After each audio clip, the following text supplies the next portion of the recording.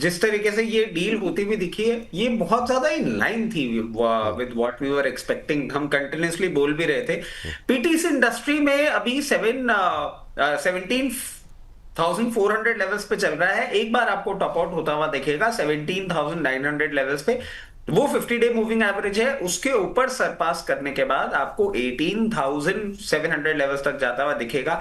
क्या यहां fresh position बना लेनी चाहिए? नहीं, वो नहीं कहूंगा। फ्रेश पोजीशन बनाने के लिए कहीं भी आपको करेक्ट करता हुआ दिखे, और करेक्ट करने के बाद कहीं भी आपको 16,600 के आसपास आता हुआ दिखे, वहां फ्रेश पोजीशन बनाएंगे यहाँ। ठीक, ये बात यहाँ पर। और बीडीएल पे क्या बोला सर आपने? सर बीडीएल भी आप देखें जिस तरीके से पोजीशनड है, थोड़ा सा हम कंटिन्यूसली कह रहे हैं कि इसको अभी टाइम लग सकता है चलने में। तो लोअर लेवल पे जिन लोगों ने पोजीशन बना रखी है वो तो वेट करें, जिन्होंने नहीं बनाई है उनको मैं कहूंगा वापस कभी आपको 1240 1260 मिले पोजीशन बना लीजिएगा। इसमें मूवमेंट आएगा कब? 1360 पहले ब्रीच करना चाहिए, उसके बाद ये मूवमेंट दिखाएगा 1440, और 1440 के बाद इन मीडियम टर्म आपको 1600 रुपए तक के लेवल दिखाएगा। बट पोजीशन लोअर लेवल पे मैं क्या करूं सर, मजबूर हूं। मार्केट नीचे देख रहा हूं तो इन लेवल्स पे खरीद नहीं पाऊंगा। कोई बात नहीं सर, आपकी मजबूरियों का हम पूरी तरीके से सम्मान करते हैं। माला मैम, मझगांव डॉक जरा देखिए आप, 2.5% से ज़्यादा की मजबूती। शिपिंग डिफेंस पे लगातार जो है हम लोग बातचीत कर रहे हैं। हालांकि अब तो इनके हाथ बंधे हुए हैं रचित जी के, वरना रचित जी भी काफ़ी बुलिश थे इस पर। आपका व्यू क्या है मझगांव को लेकर के? अभी मझगांव में ट्रेड पॉसिबिलिटीज तो है, इन्वेस्टमेंट वाला भाव पता नहीं आएगा कि नहीं आएगा। कंडीशन क्योंकि जो वॉर सिचुएशन अभी करंट में चल रही है उसकी वजह से शायद वो टारगेट की तरफ पहले जाए। बट मैं फिर से इसको एक बार सर एक वर्ड में क्लैरिफाई कर रही हूँ, for investment point of view 2000 से 1900 1800 के जो भाव है ये बहुत बढ़िया है। बट अभी ये चल रहा है 2300 पर भी, आई हैड रिकमेंडेड इट कि बाय करना है, बट अभी ये 2450 के पास में है।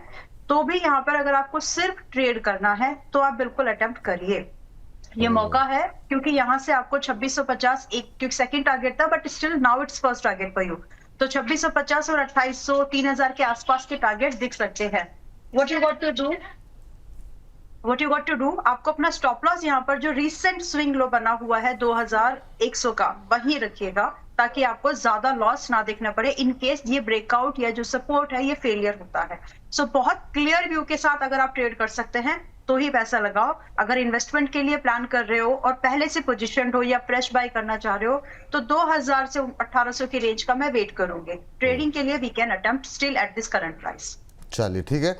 इस बीच हमारे एक दर्शक हैं माई स्किल गाइड हेल्प करके, कह रहे विपुल सर आप नाराज़ हो क्या हमसे, मेरा सवाल कभी भी नहीं लेते हो सके तो आज ले लीजिए। सर 1 बजे का जो सेगमेंट है हमारा, जो शो है ना, वो होता है सवाल जवाब के लिए। तो आप 1 बजे जुड़िएगा, आपका सवाल ले लेंगे। और आप फोकस इस बात पर मत कीजिए कि आपका नाम लिया गया कि नहीं। अब अशोक लेलैंड हम लोग हर दिन ऑलमोस्ट डिस्कस कर ही लेते हैं, एक नहीं अगर हो सकता है किसी दिन मिस हो गया हो तो ये हर दूसरे तीसरे दिन।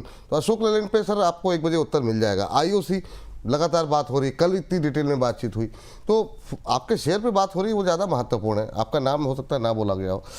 चलिए तो अब बात कर लेते हैं GRSC सर। GRSC पे बताइए सर, रजत सर क्या करना चाहिए, अभी क्या व्यू है आपका?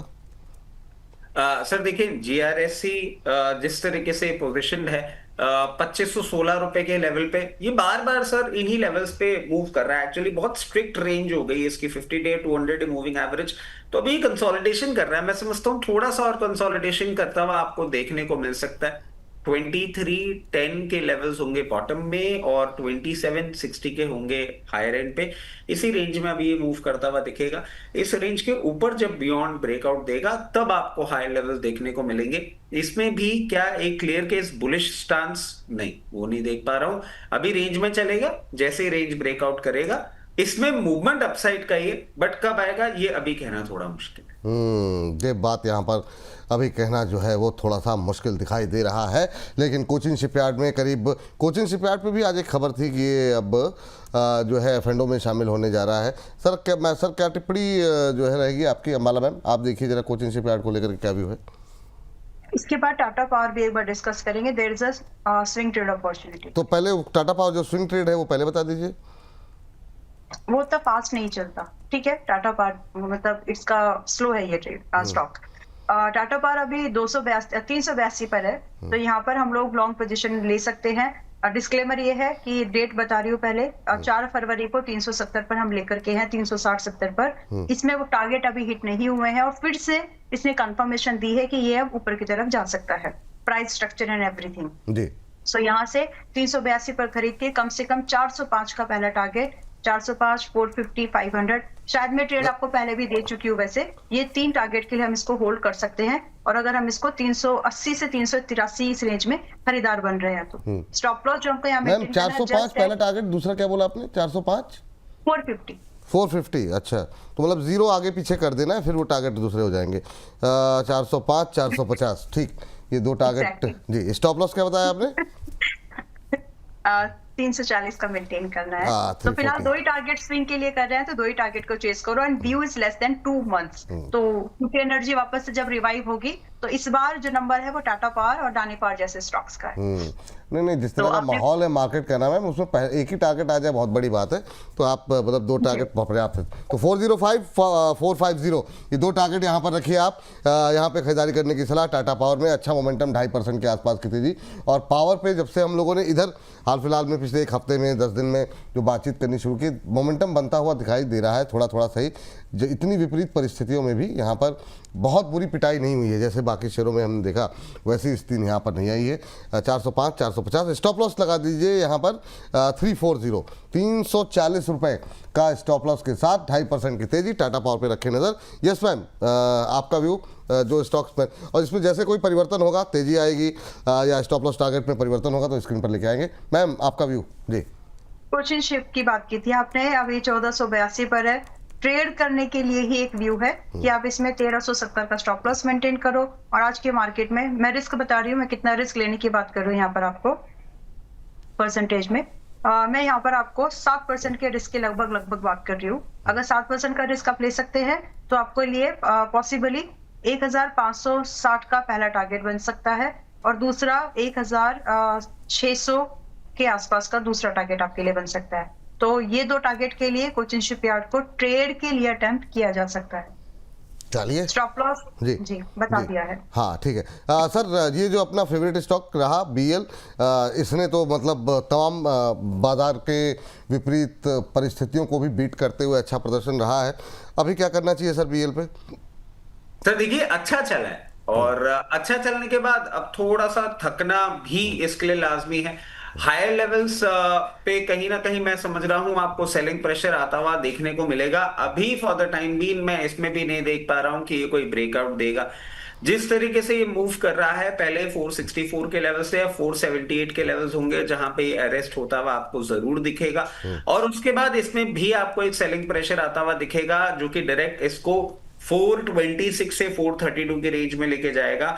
वहां पे होगी बाइंग, और अगर आपने इसको लॉन्ग टर्म के लिए होल्ड कर रखा है तो दोनों ही लेवल्स आपके लिए इंपॉर्टेंट नहीं है। अगर ट्रेडिंग बेटा है हायर लेवल पे प्लीज सेलिंग करें, इसमें भी आपको डाउनसाइड देखने को मिल सकता है।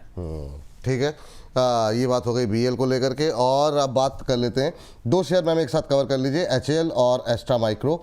इन दोनों पे मैं आपकी राय जानना चाहूँगा। सर, आज बैंकों में हमने देखा कि अच्छी रिकवरी है, तो क्या PSU बैंक में कहीं कोई अपॉर्चुनिटी अगर आपके हो तो? अच्छा नहीं, तो सर तो सुन तो लिया कीजिए, हो सकता है कोई शेयर का नाम ही सर, इनफैक्ट मैं आपको बताऊं, आज मुझे हंसी किस बात को लेके आ रही है। आज हंसी इस बात को लेके आ रही है क्योंकि it is after a very long time कि अबाला मैम और मेरे ना व्यूज बहुत कॉन्ट्रेरी होने हैं।